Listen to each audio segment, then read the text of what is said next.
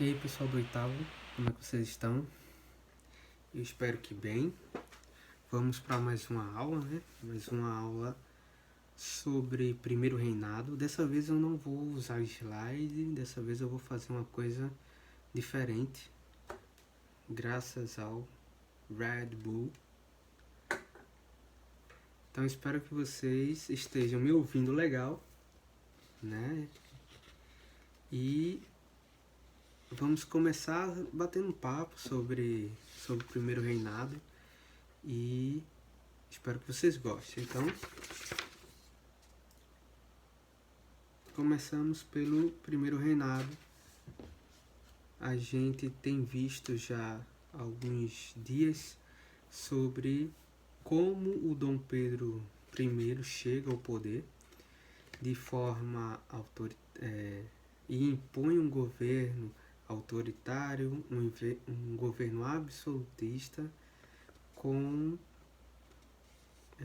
características de um tipo de governo que não é moda mais, está sendo destituído lá para as bandas da Europa, mas aqui ele se mantém por quase 100 anos. E, obviamente, como qualquer governo, não vai ter 100% de adesão, pelo contrário, lá vem essa província inventar uma outra revolta. A província pernambucana, que no período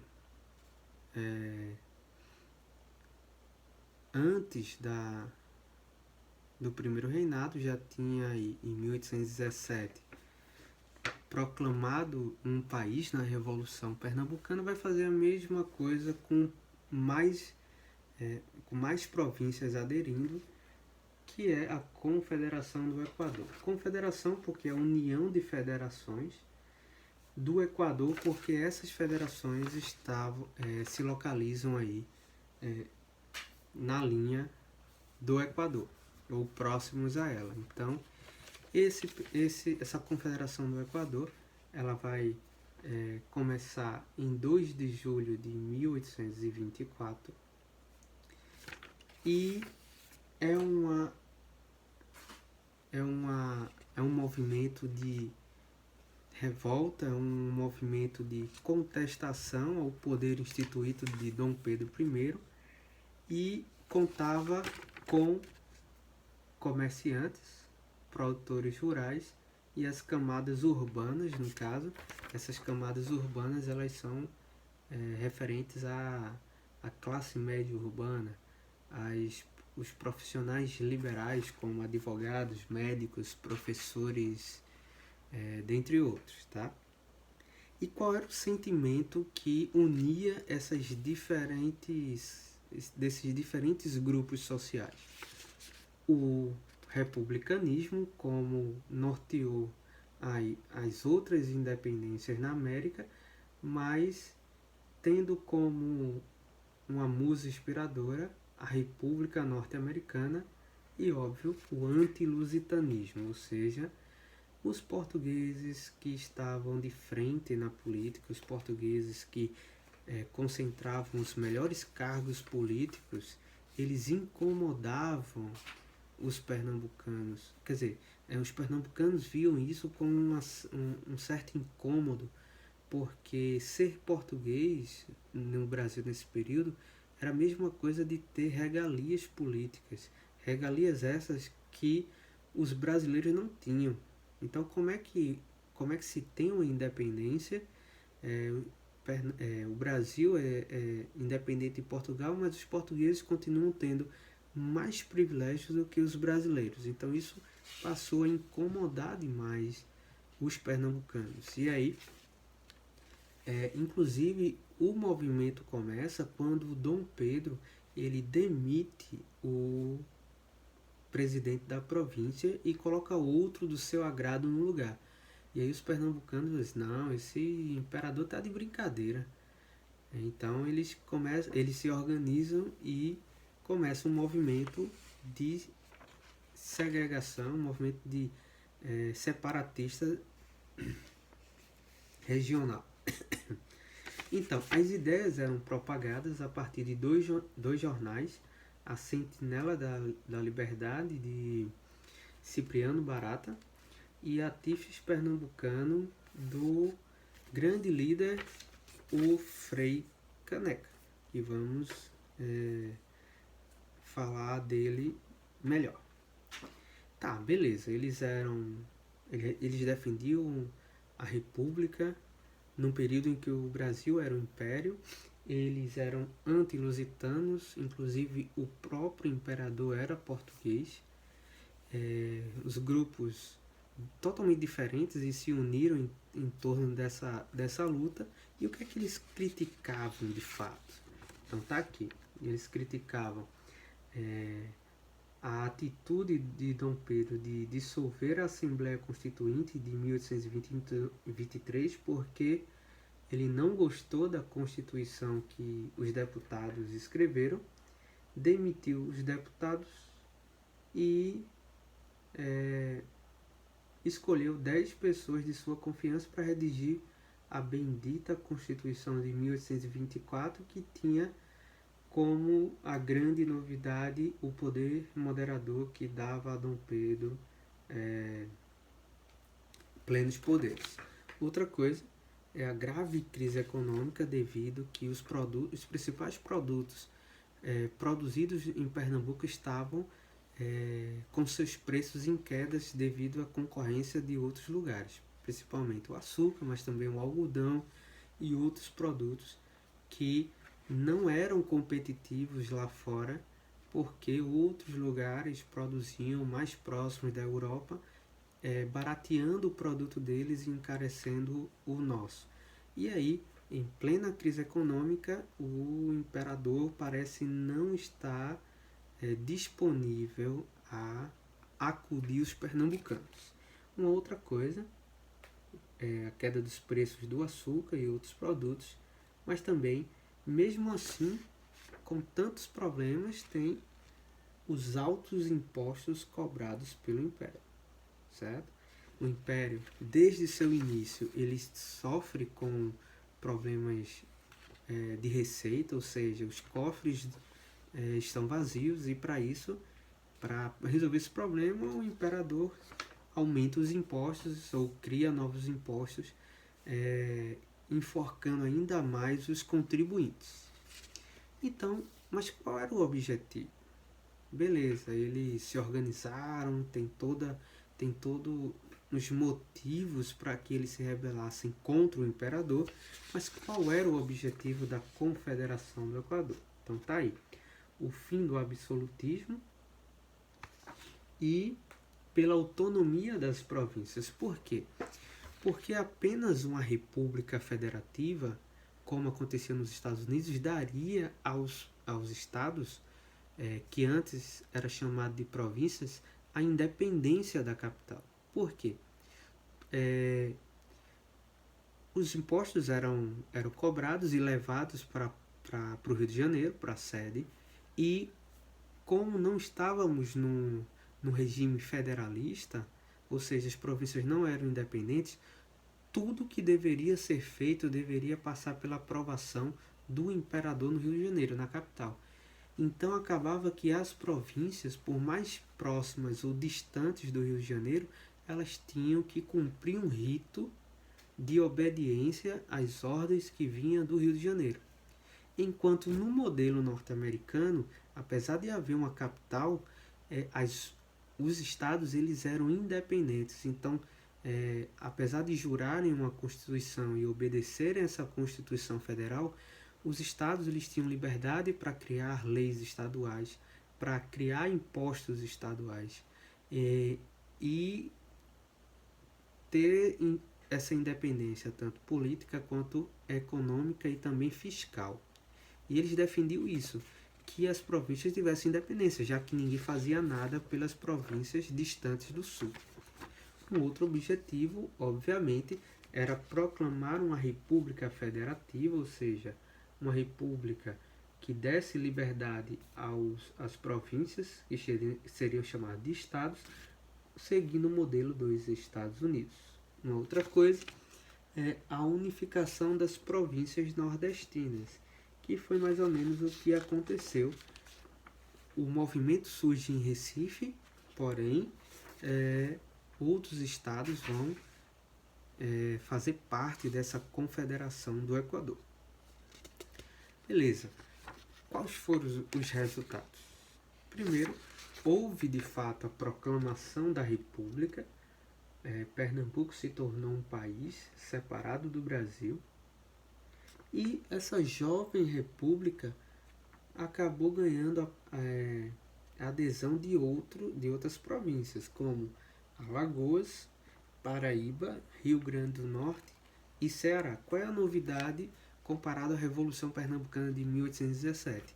É a adesão do Ceará e de Alagoas, que não fizeram parte da Revolução Pernambucana. Mas Paraíba e Rio Grande do Norte mais uma vez repete o feito de apoiar Pernambuco numa grande revolta separatista, certo? Então, se você pesquisar aí o mapa da Confederação do Equador, era já um país maior do que muitos países que já existiam. E aí tem um problema, porque então, com adesão e tudo mais, o movimento não dá certo a longo prazo, por causa das divergências. Grupos sociais diferentes formando um governo e que, depois de proclamada a República, eles começam a não se entender por questões políticas dentro do movimento. Por exemplo, o Frei Caneca, na verdade, o grupo liderado por Frei Caneca defendia o fim da escravidão. Obviamente se trata de uma república, né?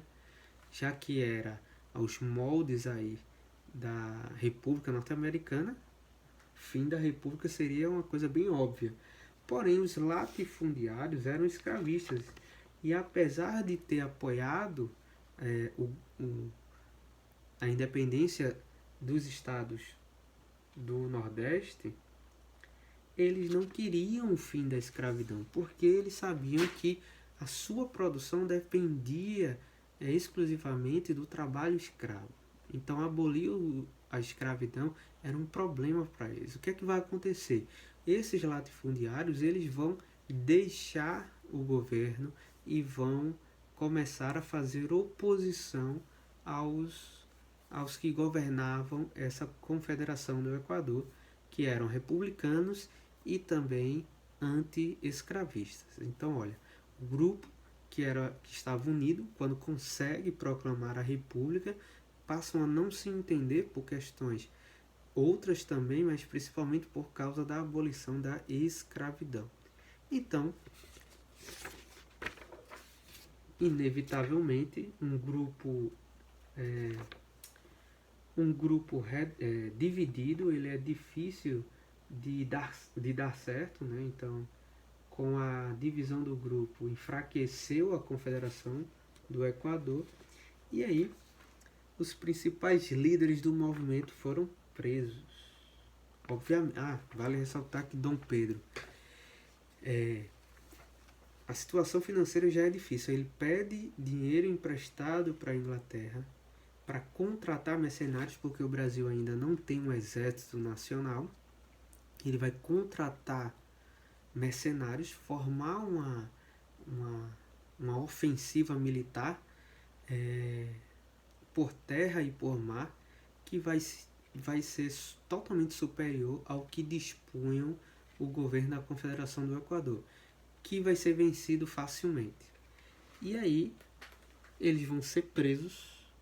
9 desses líderes vão ser condenados à morte e o Frei Caneca vai ser fuzilado. E tem uma história interessante disso, porque apesar de ele ter sido preso, Frei Caneca era um personagem muito querido pela população do Recife. Inclusive, a população foi contra a execução do Frei Caneca, mas a ordem tinha sido dada lá do Rio de Janeiro, que era para executar lá no Forte das Cinco Pontas. Foi feito esse fuzilamento, porém tem uma história de que ninguém queria ser o responsável pela morte de Frei Caneca. E aí, para resolver o impasse, pegaram os soldados, apontaram as armas para Frei Caneca, mas todos menos um tinha bala de festim, que fazia o mesmo barulho de um tiro de verdade. Então só um soldado estava portando a arma que continha a bala que matou Frei Caneca. Esses soldados, obviamente, não sabiam quem tinha dado o disparo que matou Frei Caneca, porque na hora dos disparos foi o mesmo barulho, certo? Mas aí acabou-se a última grande revolta pernambucana dessa província rebelde desde sempre, que foi responsável por várias revoltas e deu muito trabalho ao governo português e também ao Dom Pedro. Nesse mesmo período de primeiro reinado, Dom Pedro também tem que lidar com um problema, que é a província cisplatina. O Brasil era maior do que é hoje porque ele contava com a posse do que hoje chamamos de Uruguai. Então esse período é chamado de crise da província cisplatina, porque os atuais, o que a gente chamaria de uruguaios, eles reivindicavam a sua independência.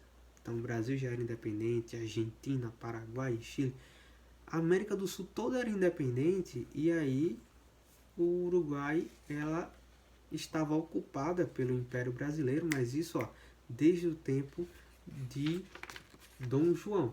Então no período de Joanino, de Dom João, o atual Uruguai foi incorporado ao Brasil com o nome de província cisplatina. Mas por que o Uruguai? O que é que o Uruguai tinha de tão especial? Treta lá da Europa. Aquela disputa entre Napoleão Bonaparte e Dom João, por Dom João não aceitar decretar o bloqueio continental, ele obviamente tem que sair fugido de Portugal para o Brasil para não perder a coroa. E chegando aqui, o Bonaparte já estava ocupando a Espanha, e como ele estava ocupando a Espanha, as colônias espanholas passaram a fazer parte da tutela de Bonaparte. Então, só para cutucar a ferida, o Dom João foi e invadiu a província do Rio do Prata, né, que foi chamado de província cisplatina, só para mostrar para Napoleão que ele tinha tomado uma região importante da Espanha, que por questões da anexação da Espanha, ele acaba herdando aí a posse, ou pelo menos a influência dessa região.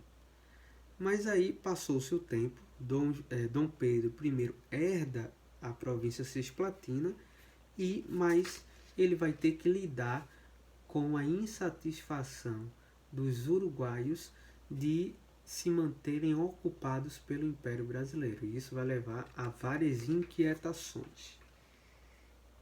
E aí, em 1825, rebeldes da província decidiram romper com o Brasil. Beleza. Mas para romper com o Brasil, ele precisava de um apoio muito importante, um apoio político e militar muito importante.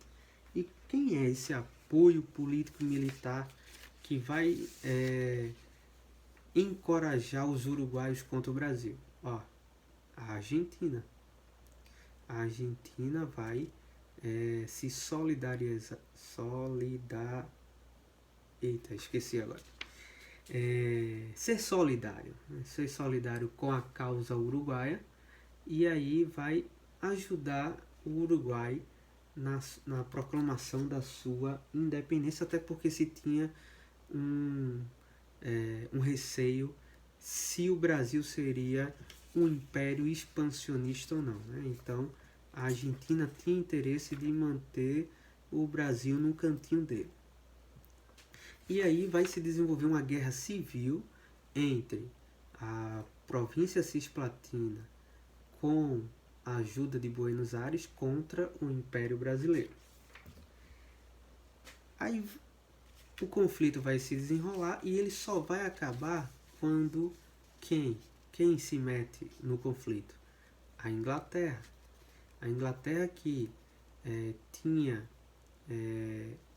acordos comerciais tanto com o Brasil quanto com a Argentina, via a independência do Uruguai como uma coisa muito boa para eles, porque seria mais um país para que eles pudessem tutelar financeiramente, mais um país para que eles pudessem fazer novos acordos econômicos. Então, mas eles não podiam chegar e dizer que eram a favor do Uruguai, porque vocês sabem toda a relação que a Inglaterra tinha com o Brasil. Mas aí, com a ajuda dos argentinos e dos ingleses, e até porque, né, uma guerra civil custa caro, era uma coisa que o Brasil não tinha, era dinheiro, e acabou que Dom Pedro cedeu às pressões inglesas e a província cisplatina conquistou sua independência, passando a se chamar de República do Uruguai. Dom Pedro, ele passou a sentir que a população brasileira já não estava muito aceitando como imperador, não. Inclusive porque os gastos do império dele era muito grande e quem pagava esses gastos era o povo brasileiro de todas as províncias. E ainda o povo via Dom Pedro usando uma boa quantidade desse dinheiro, desses impostos, em divergência internacional, como foi o caso da Guerra Civil com a província cisplatina. Fato que Dom Pedro gastou dinheiro e acabou perdendo, porque se ganha, né, fica, ele ganhou, tal, foi um bom investimento mesmo tendo oposição, mesmo com a vitória. Porém, além de gastar o dinheiro, ele ainda perde a disputa e aí a galera fica insatisfeita com ele. E vai começar um mal-estar entre o imperador e a população brasileira, claro que não toda, né? E isso vai pressionar para a abdicação dele, a abdicação do trono em nome do seu filho. Mas por que isso vai acontecer? Então, como eu falei, um dos motivos vai ser a crise de popularidade com o insucesso da questão do Uruguai, dos gastos que a população pagava de impostos para que ele gastasse com essas investidas militares mal sucedidas. Obviamente, a crise econômica se agravando. E, além disso, o bonitão ainda, depois que o pai dele morre lá em Lisboa, abre-se a corrida pela sucessão do trono português. E, para que espertamente ele pudesse também governar Portugal e Brasil, ele vai mandar a sua filha, ela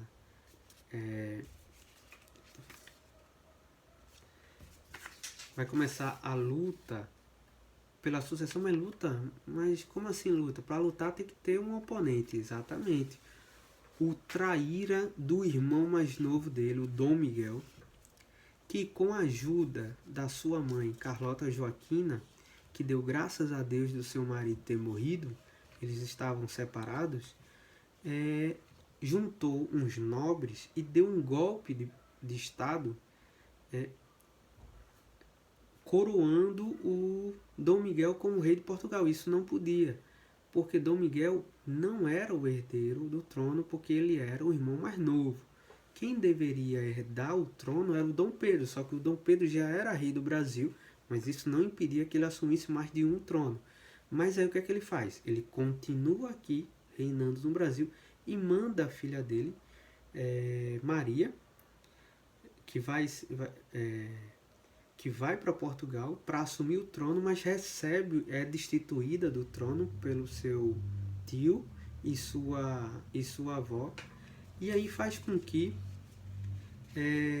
ele comece a se interessar por essa disputa. E aí a galera aqui no Brasil ficou, ora, ele já é imperador daqui e ele vai querer ser imperador de lá também, ele tem que escolher ou Brasil ou Portugal. É só você lembrar aquele todo um sentimento anti-lusitano, ou seja, anti-português que se desenvolveu no Brasil, né? Então, querer ficar com os dois não, é um só. E aí ele resolve ir fazer uma viagem para Minas Gerais em 1830 e o cara, ele foi recebido muito mal em Minas Gerais, muito mal. Inclusive a Catedral de Minas Gerais, ela começou a soar os hinos com toques fúnebres, ou seja, o Dom Pedro ele chega em Minas Gerais e é recebido com anúncio de morte. Obviamente estava tendo funerais de mineiros que tinham morrido num evento trágico militar, e que Dom Pedro acaba recebendo essa carga negativa dos mineiros com um toque de funeral na chegada dele. Ele, altamente decepcionado, volta para o Rio de Janeiro, onde os portugueses organizam uma festa linda no Rio de Janeiro. Então eles enfeitam a cidade, iluminam a cidade com várias fogueiras para a chegada de Dom Pedro. Então é dado festas, banquetes e etc.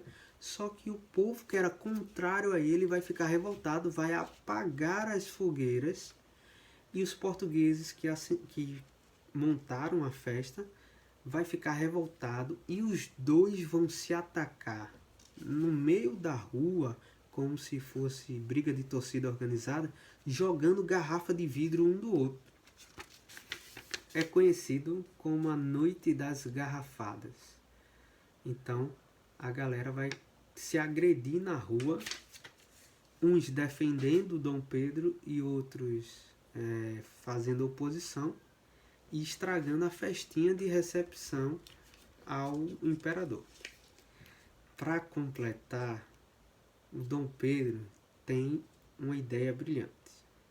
Para ficar assim, poxa, o pessoal tá achando que eu tô protegendo os portugueses. Então eu vou fazer o seguinte, eu vou criar o Ministério dos Brasileiros. Vê que coisa. Criar o Ministério dos Brasileiros. Só para dizer assim, tá vendo vocês? Eu gosto dos brasileiros. E aí ele vai colocar só brasileiros nesse ministério. Só que ele vai ter esses brasileiros vão para o ministério e vão ficar azucrinando, fazendo oposição, reclamando e tal. Ele vai se encher, sei lá, demite todos eles. E no Ministério dos Brasileiros, Dom Pedro colocou só portugueses. Olha que gênio. E aí a galera vai ficar muito irritada com ele. É tanta pressão aqui no Brasil, e ainda ele não aceita o golpe que a filha dele sofre em Portugal, que ele vai dizer assim, sabe uma coisa? Eu vou embora e vou tentar recuperar o trono português. Então, no dia 7 de abril de 1831, Dom Pedro I abdicou o trono brasileiro em nome do seu filho, Dom Pedro de Alcântara. O que é que acontece? Ele sai dizendo uma frase: se os brasileiros estão me rejeitando porque eu sou português, então eu saio e deixo o trono para o meu filho, que é um brasileiro. Apesar que Dom Pedro, ele nasceu em Portugal e veio para cá antes dos 10 anos, mas mesmo assim era português. Então ele sai soltando essa indireta.